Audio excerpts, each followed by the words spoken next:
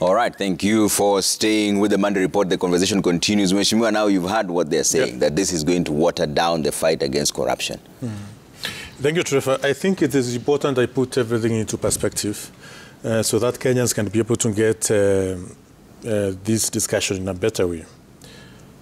Trevor, we have a Public Procurement and Disposal, Asset Disposal Act of 2015. We have a Employment Act of 2007.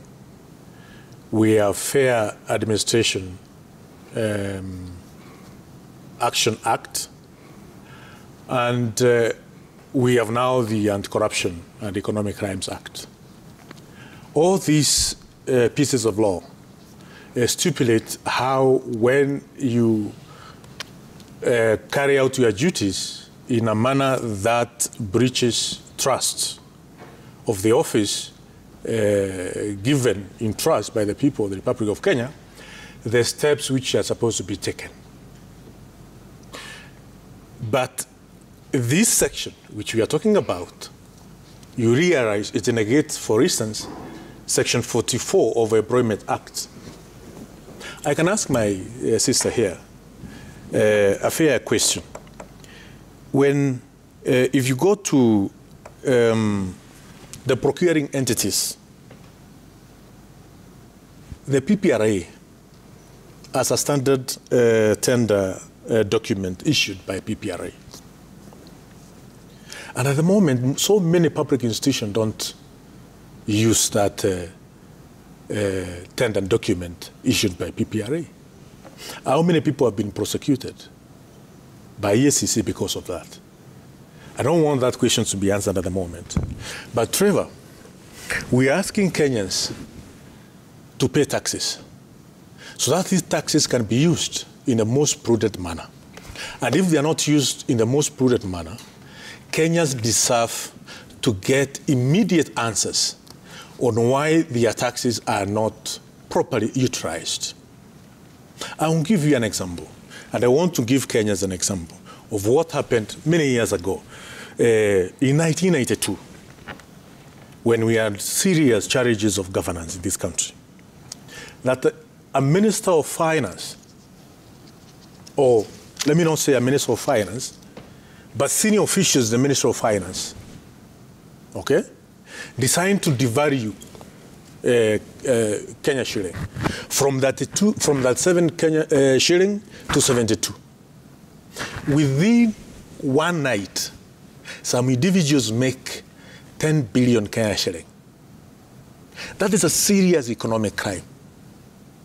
Things have not changed, Trevor. Things have not changed. We have seen, for instance, we got numbers just the other day, that the tax exemption which was given to a number of companies 1 year ago or so was about 647 billion Kenya shilling.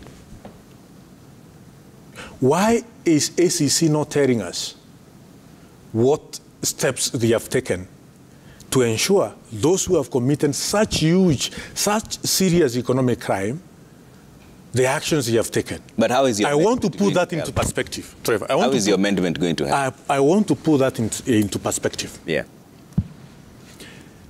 The budget, which is going to have presented in front of us very soon, the budget for all the counties in the Republic of Kenya is 390 billion Kenya shilling. So we are talking about tax exemption of 647 billion, worthy that that money can be able to finance 2 years of our counties. So how will your amendment? So that is a serious economic crime. Yeah. So I'm inviting Kenyans that it is high time we review the Anti-Corruption and Economic Crime Act so that the taxes of Kenyans can be properly utilized, and so that the people working in Anti-Corruption Authority, they may know that the expectation which Kenyans are expecting them to perform. For instance, we talked about COVID billionaires, isn't it? The then president gave anti-corruption 21 days to issue a comprehensive report. Have you ever seen that report up to today? But how will your amendment help in all this? Fine, they're here, they'll respond to that. But the focus here is on the amendment you made. My amendment is coming handy because there is no time for argument on what carelessly means, on what willingly means, and what prior planning means. Can you imagine the definitions in the Anti-Corruption and Economic Crime Act?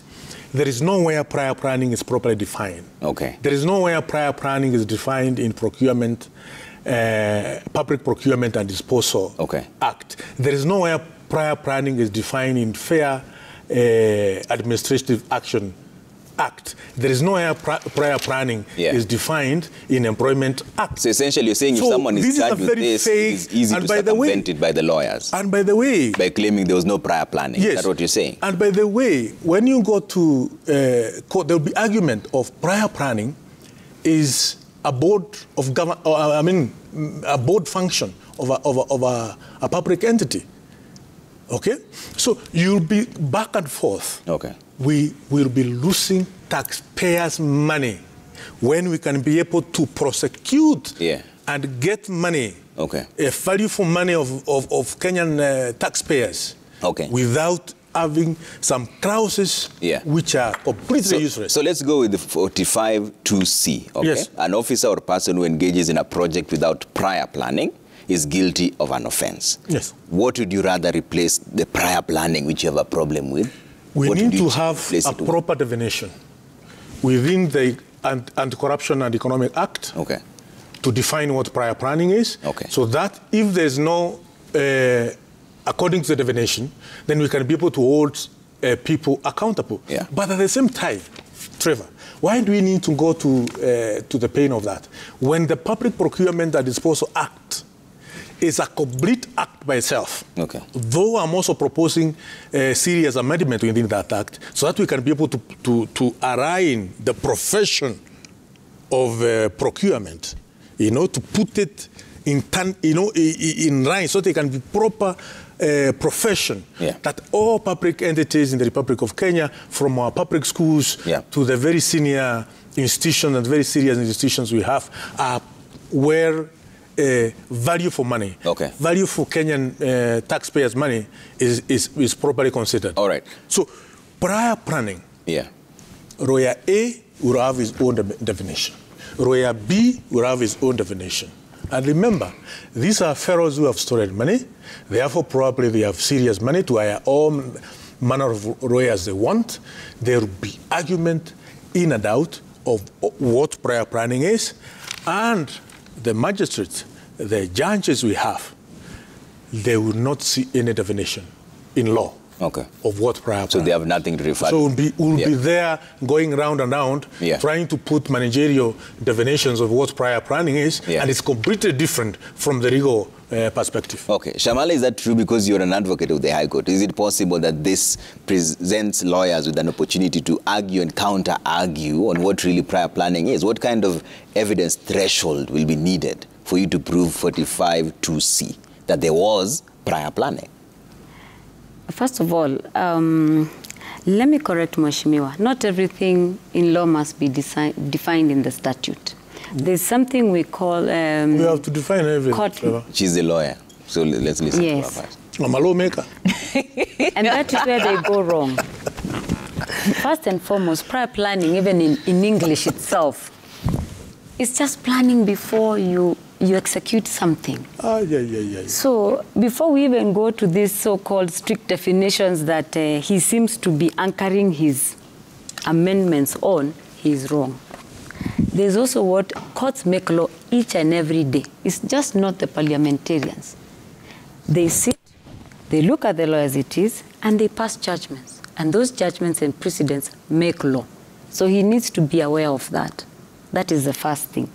Now, when it comes to aligning procurement in public service, it's already aligned in all public entities. The schools, the hospitals, any public entity it is defined under the PPD. Let her finish. I'll give you a chance. Just write it down. I think it's important for Mheshimiwa to first wait. I make my point. Okay. Every public entity, and a public entity is actually defined under the PPDA Act. It is all public entities. Any entity that gets money from the consolidated fund must procure all their goods and services with the procedures that are set out in the PPDA Act. So there's nothing to align. His contentment about there being a Fair Administration Act, that's a different statute. He's a Mheshimiwa who sits in Parliament. He should know that this specific act does not deal with what he seeks to amend. It's a question of if someone has done something and is being taken through discipline, have you been given that fair hearing? That is basically, in very simple terms, I explained to Kenyans what Fair Administration Act is. In terms of the Employment Act, it comes out to regulate how employment is done in this country. If it comes to disciplinary, what actions are you supposed to take in certain circumstances in respect to an employee? And all this act is actually implemented by the Labor Relations Act. When you come to a SECA, now we are talking about criminal offenses, investigations into corruption and economic crimes. And Section 45 is very clear. These are offenses that are committed within the procurement process, from the planning to the process of procuring to the final product, which has been supplied to the entity that has sought for whatever good or service. Is it worth the money that we are paying for?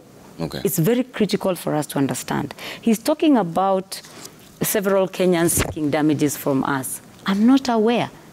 I don't know what he's talking about, but we've had our convictions, and if someone has been let loose and they feel like they were maliciously prosecuted, they file suit.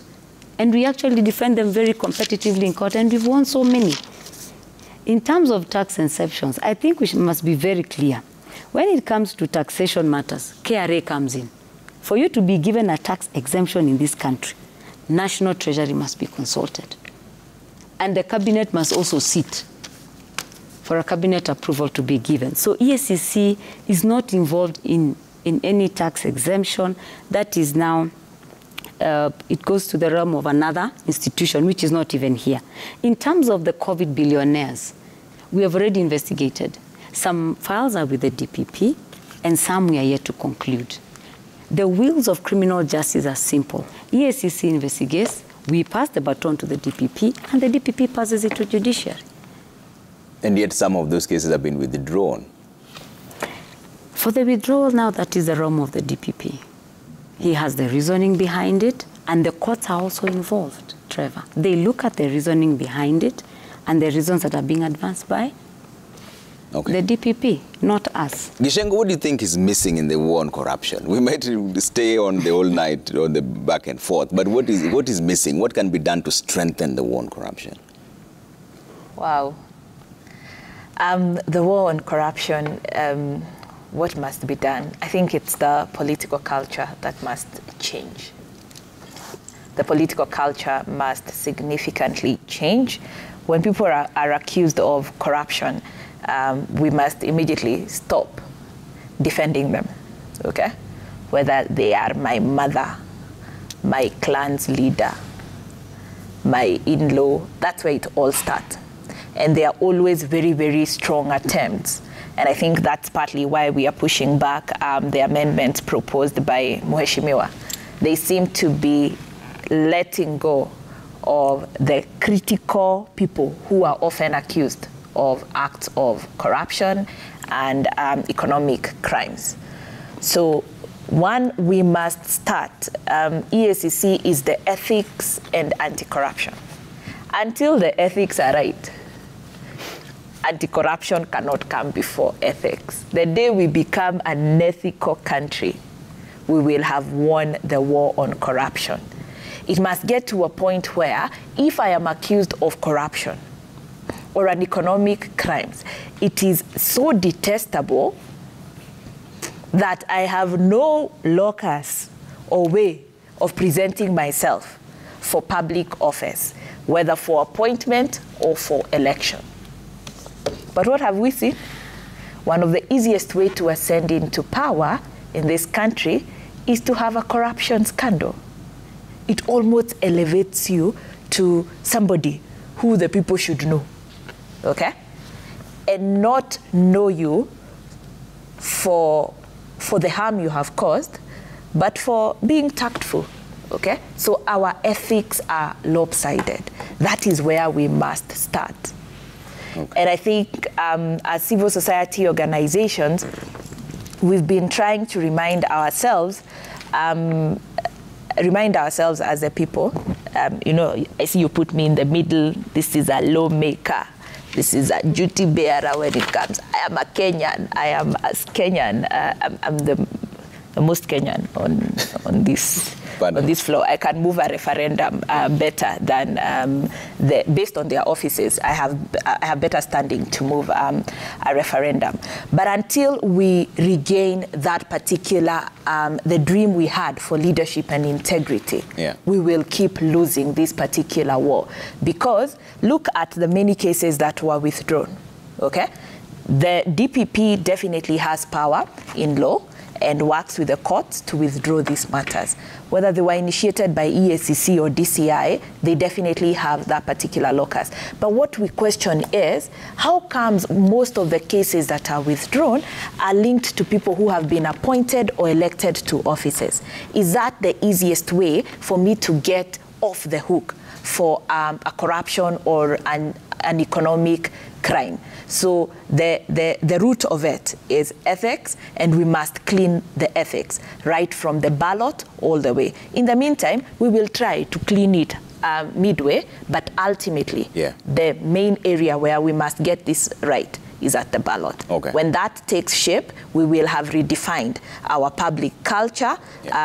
All these bribes that are collected at all levels, money that is lost at the highest level will be history, and we will have a culture that we are proud of. It's nothing to be proud of when we walk around our neighbors and they brand us as corrupt. Surely we have better values. It's okay for us to be branded athletic because we are good enough, but we are not branded that way. Okay. Our corrupt ethics have become something that is synonymous with being Kenyan. Right. We must change that. Honorable Ruku, how much support do you have for these amendments you're moving? Before I come to support, it's important I respond to what my sister said. It is important to know that Joe Sang and co-accused case was dismissed in December 2022 because the prosecution could not be able to define what prior planning is. That's a case which was lost just the other day. We must ensure, as I have said, a time has come when we have to fight corruption in a very firm manner. We must have a law which is as clear as, you know, Trevor, the law, Manda law, is normally very clear. Anti-corruption is a crime. It's a crime whereby you are supposed to prove beyond reasonable doubt that this person committed this crime. So it must be very well watertight. We must not give room in any way for someone to escape. Okay.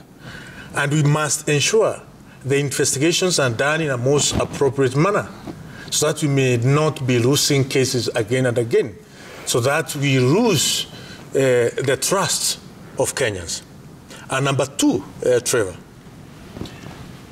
we have also to, you know, we have countries like Korea, where former presidents have been taken to court and have been jailed.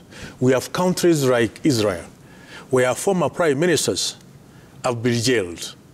We must have laws, and we must have an authority which has the capacity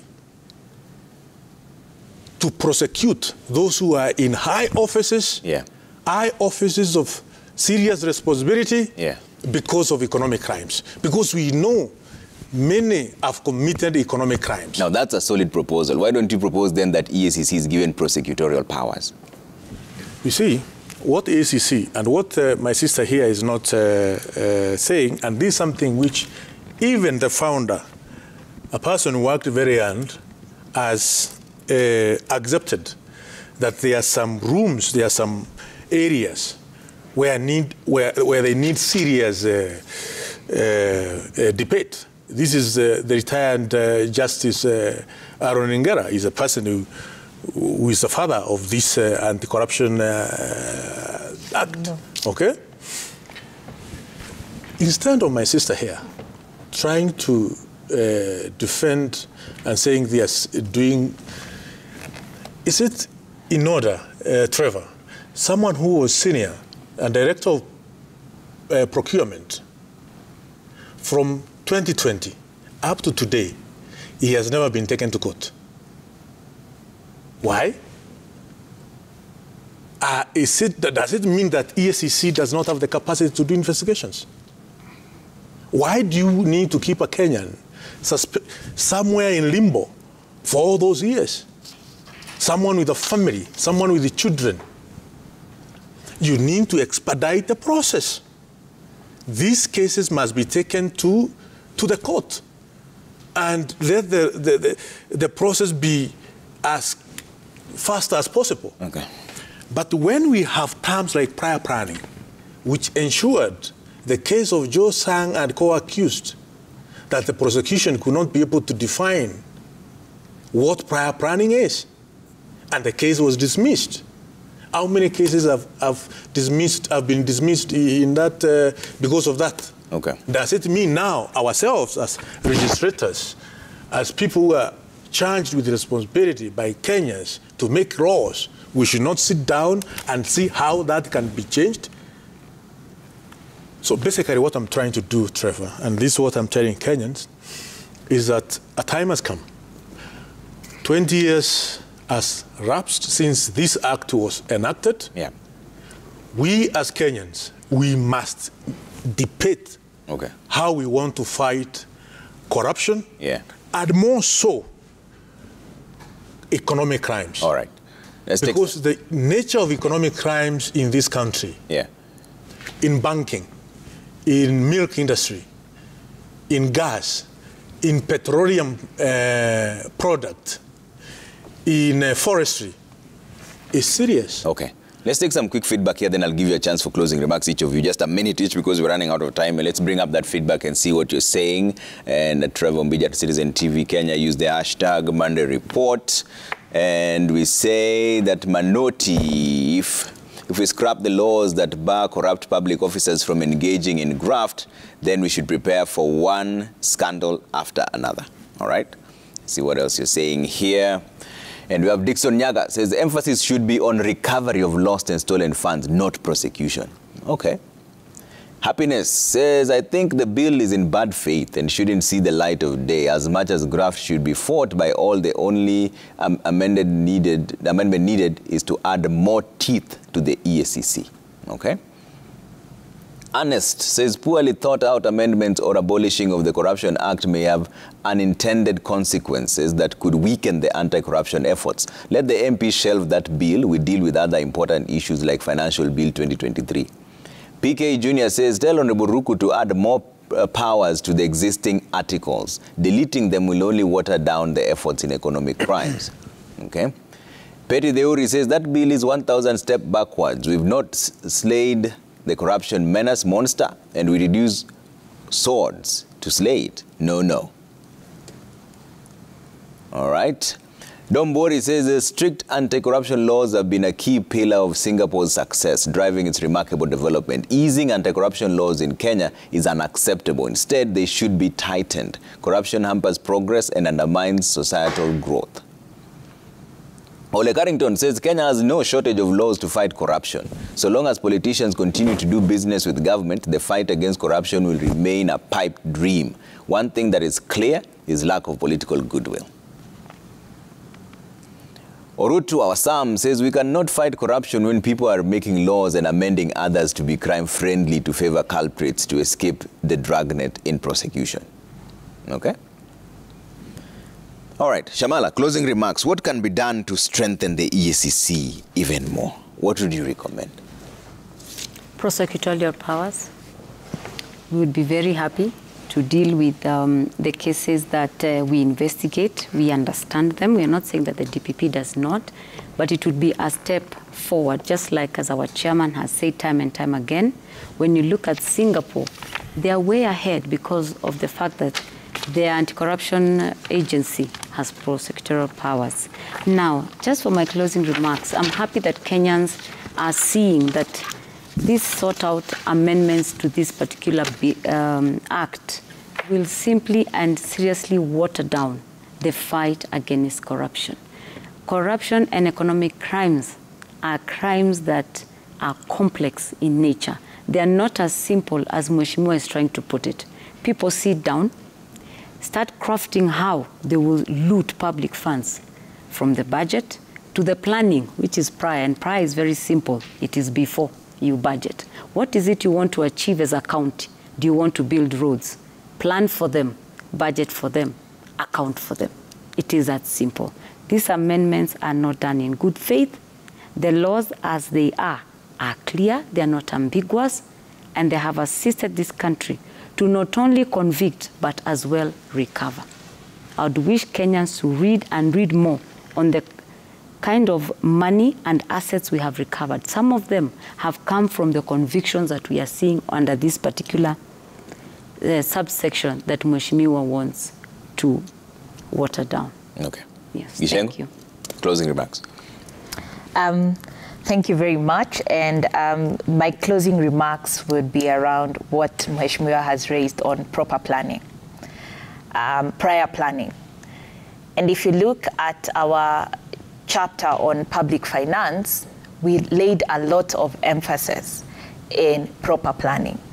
Think about Parliament, where Mheshimiwa serves, and there's a finance and planning committee, which scrutinizes things. They are later, they are taken to the next chamber of budget, okay? A different committee. Later, there is an audit. We cannot take that away from the executive processes or other MDAs, parastatals, and so on. So from this particular discussion, unless Mheshimiwa in other areas had other intention, what he has displayed here, he means well. But I think the tact he has used in amending it is where the actions and the intent are not in sync.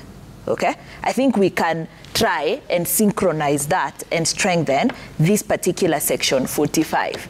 Let us define prior planning. And luckily, it is already there in the Public Procurement and Asset Disposal Act.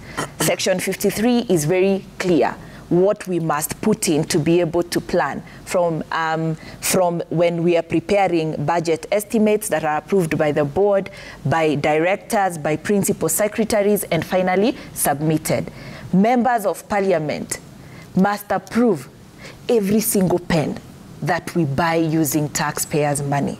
When that is not followed, at the lowest level, before even we start making grand scheme for tax exemption, people must be culpable. So it is a call for us not to attempt to weaken our corruption and economic crimes framework, instead strengthen them to the highest extent possible, and in as much as possible, equip EACC so that they can cover all the crimes. Okay. Because to be honest, when you look at the crimes that have been investigated by NPS, the National Police Service, and you compare with EACC, which is more specialized, we've had higher success when EACC takes lead. Okay. So I think let's specialize in that and strengthen them to the highest extent possible and work with Parliament to strengthen. Mheshimiwa, I am a lawyer in my other life. We can draft this thing and it looks very good. We achieve your intention. Okay. Yeah. Mheshimiwa Ruku, closing remarks. Trevor, we need to make crime or corruption, economic crimes and corruption, extremely painful thing in this country. We have to achieve that by ensuring we have law which does not have any loophole. At the moment, the Anti-Corruption and Economic Crimes Act, a serious loophole which we have to correct in one way or the other.